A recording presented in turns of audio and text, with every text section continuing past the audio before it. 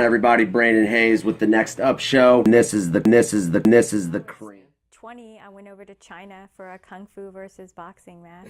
Whoa, wait a minute. How is this the first time I've ever heard about this? Please. It did not fare well for most of us boxers that went over. So wait, there was team. There was a team of us. There was Team USA, and there was 9 of us that went over and fought these 9 Chinese people that did kung fu. And I'm not talking about people that just kind of did it as a casual. I mean, like they had a training school that they all went to, and we watched their training videos. And they told me it was going to be at 125. We get over there, the fight's at 135. This is not a little Chinese chick. She's 5'7". Her legs are like both of mine together. And I was like, oh, hi, I'm Mary, you know. And I tried to win. That was stupid. But like the guys, we had a couple guys, we had 3 guys that won. All 3 of them had a martial arts background. Okay, so they kind of knew how to check kicks and stuff like that. The one, he had a little bit of a martial arts background, but he was just tough as nails. And he went in, and I think he just physically intimidated the other guy, and so he just quit in the middle of the fight. Because he ran over, and it was, so they could do kung fu, and we could punch. If they initiated a takedown, we could like do a heel trip or something to reverse it, but we couldn't initiate takedowns. But this guy didn't care. He ran across and body slammed the Chinese guy. Shit. Is there any video of that? I used to have a video of it, and I don't know what happened to it. And it was hilarious because, so the first round we went out and we're fighting, and she stuck to kicks after probably the first couple of minutes because in the boxing exchange, I was getting the best. I was just a lot faster than her, so I was tatting up her stomach. But so she started to keep me at the end of her kicks. And she came in to throw a kick, and I went to block it, and she brought it up and axe kicked my temple. Oh, shit. Oh, God. I'm not shitting you. I heard dong. And so I'm trying to stand, but my body was like, oh, no, that's cute, Mary. Ba-boom. And I fell down. And I got up, and I'm like walking in this little circle. And the ref was American, and we hung out with him the whole week before because I went over there twice. One for 5 days for a press conference, and then a couple months later, we went over there for 8 days for the fight. So we were there for about 7 days before the fight. When was this? 2000. Okay. So yeah, I mean, the Chinese spent a lot of money on it, and they were in with Bob Arum and I forgot the name of his promotion, but it was the big promotion at the time, boxing-wise. So they were doing it like together. Okay. And it was a big thing over there. I mean, like there was 10,000 people in attendance, if not more, at the place that we had it. It was huge. It was on TV over there. So they were really playing it up. Like they had a pamphlet, like an actual book on the 9 American fighters and the 9 Chinese fighters that they gave to everybody that came in. It was a really cool event, don't get me wrong. But the guys made 10 grand and I made 5 grand, being a female. So, and like I said, a couple of our guys went out there and we tried to fight and win. A couple of the guys got kicked and took a knee. I was like, oh, I'm done. I'm going to collect my 10 grand and go home. Because it didn't go on your boxing record, you know. It's pretty much an exhibition for us. But no, my dumb ass was like, oh, no, I'm going to try to beat this chick. And no, I didn't. I lost. But it was a good fight. We went all 3, I think we went 3 3-minute rounds or 5 3-minute rounds. So it was fun. It was cool. I mean, I got 2 free trips to China. But and an axe kick. Yeah. The menace to the enemy. I be walking fast, 100 legs like a centipede. They're saying that my flow is the remedy. When they wanna vibe, getting live, sipping Hennessy. They really show love to the kid. Pockets so fat, barely stand up worth the shit. Got they hands up, this is it. Everything I waited for, brand tough, Mr. Pier. I'm in the game, got a taste of fame. I think I created a monster, now I can't contain. These haters lame, I would not refrain. Riches that they claim ain't the same when you subtract the pain. I'm lyrical, with the pen I'm performing miracles. The force is empirical, flowing out and in your spirituals. The crime's heinous, waiting on divine sanction. They will not tame us and their temperament is not patient. What a seesaw, reppin' Emar. Jumping, hit a 30-footer, breaking ankles, C-paw. Turn my flow back on, call it backdraft. If you act wrong, it can kill you. Hazmat, shit don't add up, call it bad math. Stab rap with the hashtag I'm the best, then we laugh back. Cause you really not. I've been really sick of all these dudes that think they really hot. Really stop, cause I'm done with all these silly jocks screaming Phillies rock, even though they roll them up with mid-grade kicking rocks. I'm in a zone very well beyond imping in the levels of distance, yeah, my money long. Meanwhile, all these rappers looking bitch made, crying up on Facebook, pussy, get your shit straight. My flow flow will come up on you, it'll slice you like a switchblade. That's why you never go and let your lifestyle dictate. Sometimes this world don't ever make a lot of sense. I've lived a lot of life, paid a lot of rent, faced a lot of strife, barely made a dent, and now I'm sitting on this flight and I'm battling the sin, trying to set a trend, trying to make amends. They always trying to break me, but I barely even bend, and if they want to try to chase me, I'll be standing at the end. Tell them all I hate to lose more than how I Yeah. So now you know, like, obviously you have, in hindsight, you're aware, like, you were almost fighting with your hands tied behind your back. 'Cause Pretty you much. attacked you Yeah. out.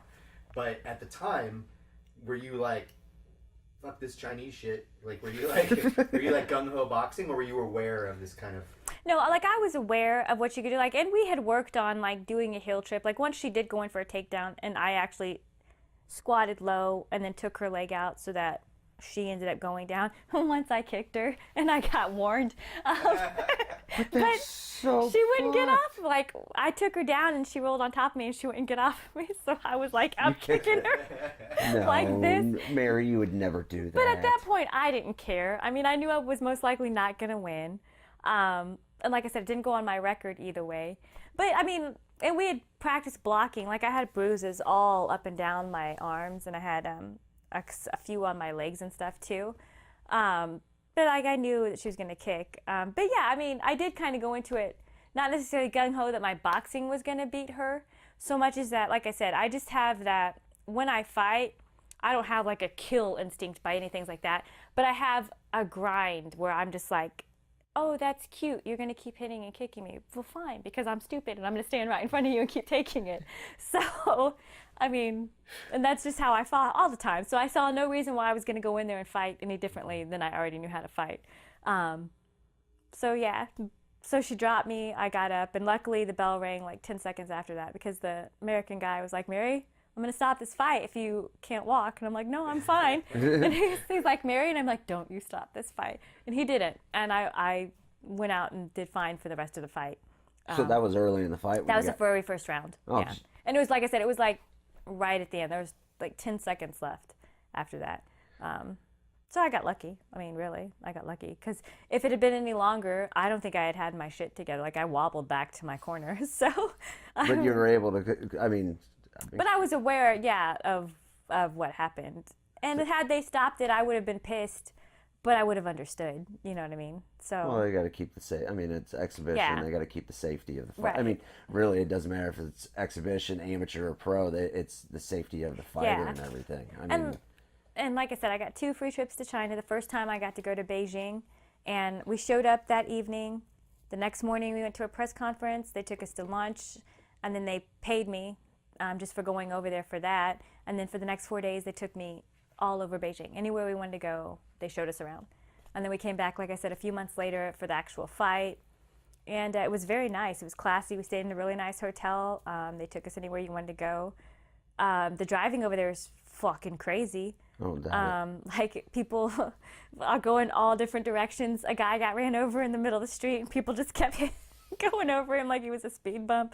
The little guys pulling their carts and people sitting in them behind. I mean, if I hadn't boxed, that's not something I probably ever would have experienced in my life, you know? I went to Germany twice. I went to the Virgin Islands, Puerto Rico, fought all over the U.S., fought on ESPN, ESPN2, Fox, pay-per-view, the Spanish channel. So, I mean, there was a life that I lived that I would never have experienced if I didn't box. So I'm not awesome. complaining. Yeah, it was. I mean, no, but that's. You know, when you're 17, and like I said, I was 20 when I went over there, and I was 18 when I went to the Virgin Islands, and I mean, How many pro fights did you have? I had 40, a little over 40 that were official, and then some 40 exhibitions. fights in 17 years. 30. I was 32, 6-2, so 32 wins, 6 losses, 2 draws, and my last fight I hadn't fought in 3.5 years before that, because the fight before that I got a skull fracture, and so I was kind of just told myself I'll probably never fight again. And then 3.5 later, he asked me if I wanted to do a One last fight. One really, last fight. really to close out the career. Right, and I admit I got paid pretty good, and I got a really good portion of my ticket sales. And I busted my ass selling tickets because I knew like that was where the majority of my money was going to come from. So I probably sold like over $12,000 worth of tickets. Okay. So, But when someone asks me to do an MMA fight around town, I know it's because they think I'm going to sell them tickets. So when you're going to offer me 20% of my ticket sales and 500 to show and 500 if I win, you're going to have to kiss my ass because that's crazy. Like, that's crazy. And it's kind of disrespectful. You know what I mean? Yeah, like, no, but it is. You don't even know if I'm going to be good at MMA. You just want me to sell some tickets. You know what I mean? Yeah, give me my ticket sales. You want to give me want to give me 500 and 500? Cool. But I want at least 50% of my ticket sales. Right, because this was back when I first started jiu-jitsu, so I didn't know anything.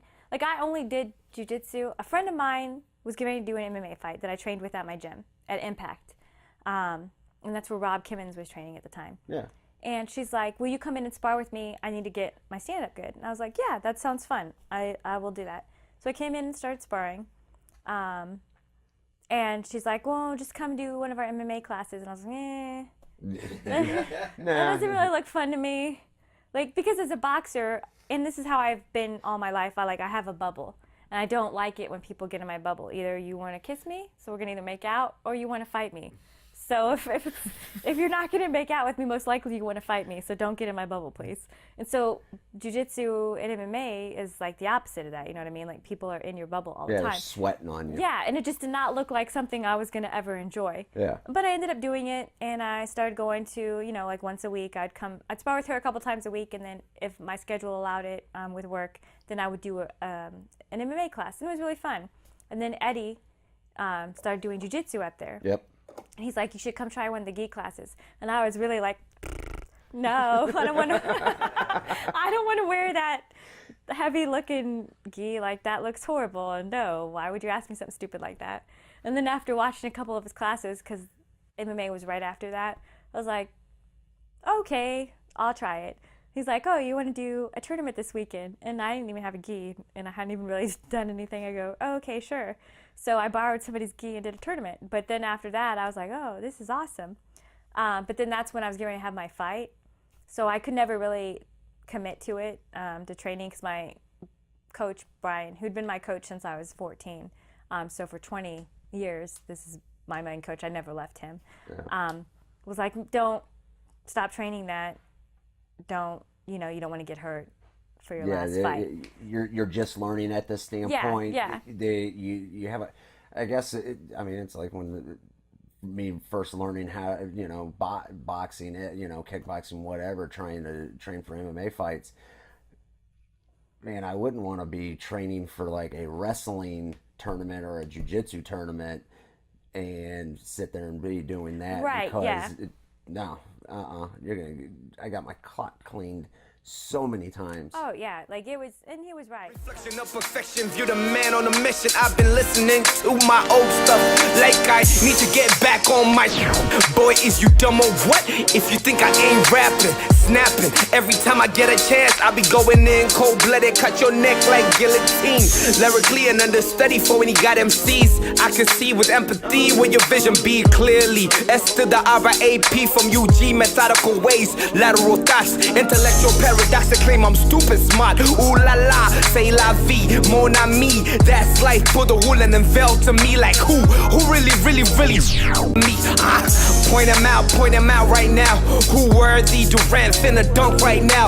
Or in and out, step back, then proceed with a switch. I hardly miss, of course I'm accustomed to this. An old soul navigating Mother Earth, moving over mountains, flying overseas, seeking all the gold that they stole from me. Seeking all the gold that they stole from me. I ride with my tomb and get hit with the curse. I ride with my tomb and get hit with the curse. I ride with my tomb.